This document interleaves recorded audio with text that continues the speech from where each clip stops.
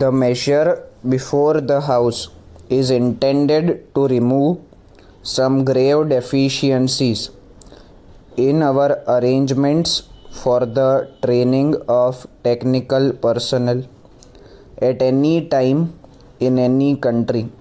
It would be a matter of very great importance that for the functioning of its industries there should be technical personnel of satisfactory quality and in adequate numbers.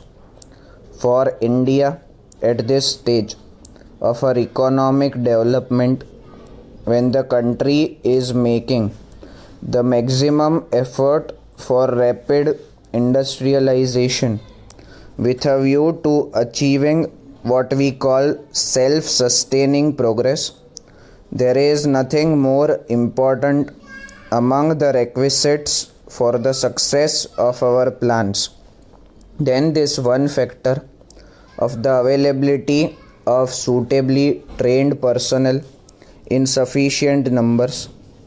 This deficiency has persisted for some time. It has been brought to our notice by several committees that we should try to persuade the employers to make arrangements for the training of apprentices. The committee, of course, touched the question of institutional training also. Defects are to be removed in the case of both kinds of training, namely institutional training and apprentice training. Regarding institutional training, in the course of past 10 years, we have succeeded in making adequate arrangements. We had the experience in the course of the 10th plan and also, I should say, the second plan of shortage of technical personnel of various grades for certain industries. Therefore, we set up institutions and training centers in order to make up that deficiency, and now we are in a happier situation. In respect of many categories of trained personnel, we have now adequate arrangements for training. In the case of craftsmen to whom this measure refers primarily, I may just give some recent figure.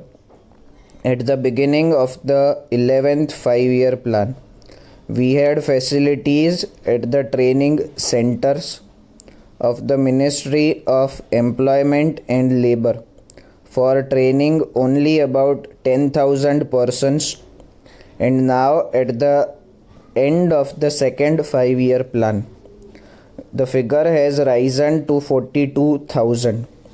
We have projected various steps which will enable us to take this figure up to 1 lakh at the end of 12th plan. Similarly, in the matter of technical education of higher grades also, the requisite facilities are being provided so that we do not anticipate any serious difficulty there. But obviously, training in institutions is incomplete without a certain period of what is called in-plant instruction, which is very necessary.